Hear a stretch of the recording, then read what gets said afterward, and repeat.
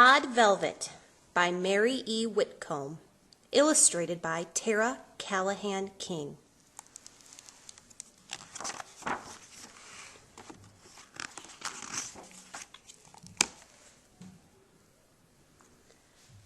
On the first day of school, Velvet's classmates brought their teacher cinnamon tea, lace handkerchiefs, and heart-shaped boxes of potpourri.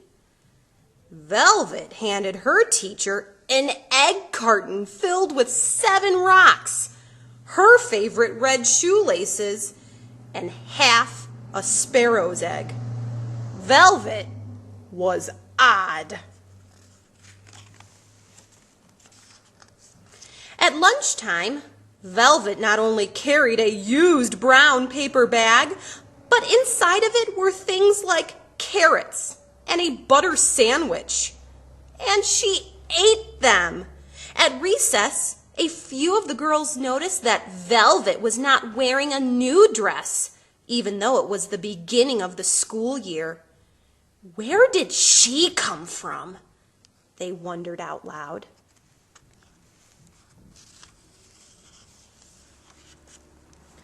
All of this strangeness did not stop after the first day of school.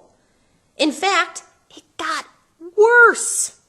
Velvet brought in a milkweed pod for show and tell.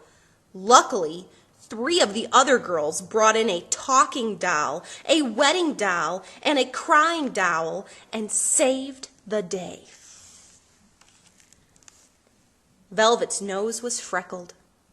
She had a pack of only 8 crayons, and her sweater once belonged to her older sister. Nothing was right about Odd Velvet. Although everyone was polite to her, no one was silly enough to pick Velvet for partner play or to walk home with her after school. No one wanted to be different the way Velvet was different.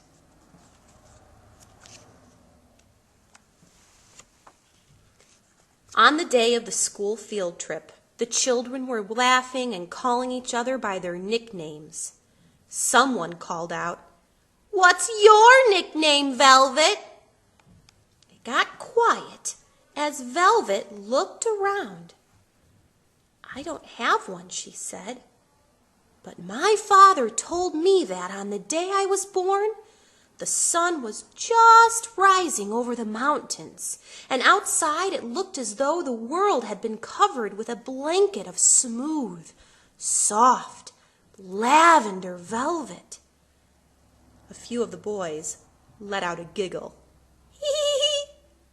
But mostly, the bus fell quiet.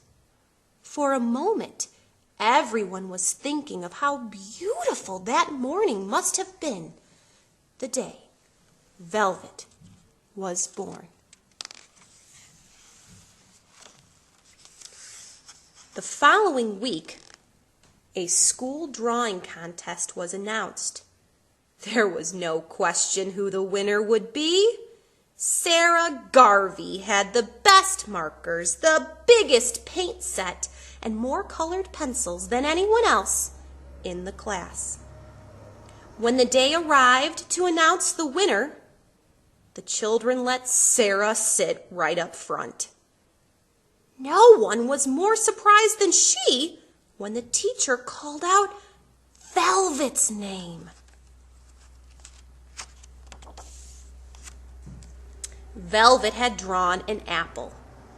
"It's just a piece of fruit," Sarah protested. Everyone stared at the picture. "It looks so real, I would like to eat it," someone said.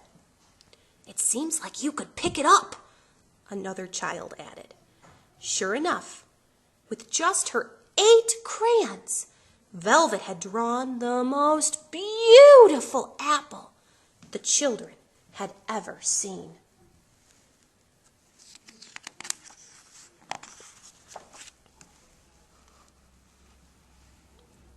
Little by little, the things that Velvet said And the things that Velvet did began to make sense. The teacher had Velvet speak for 2 whole days about her rock collection. She even had ashes from a real volcano. Still, on the day she handed out invitations to her birthday party, the whispering began. "I bet her house is old and dark," Sarah said. The thought of going to Velvet's house made everyone feel a little uneasy. Velvet lived in a tiny house at the end of a long road. There was no jungle gym or tetherball, just a tall swing hanging from a big old tree.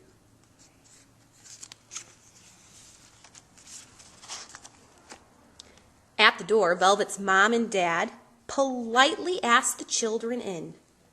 There were no birthday magicians or wizards, not even a clown. But they got to turn Velvet's room into a castle. The royal subjects painted their faces and put glitter in their hair. They jumped high off of the bed into a blue blanket moat.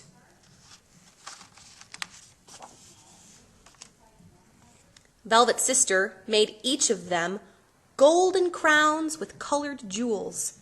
They took turns wearing Velvet's royal cloak, which used to be a bed cover. They played cards and shot marbles. Velvet even showed them how to draw beautiful apples.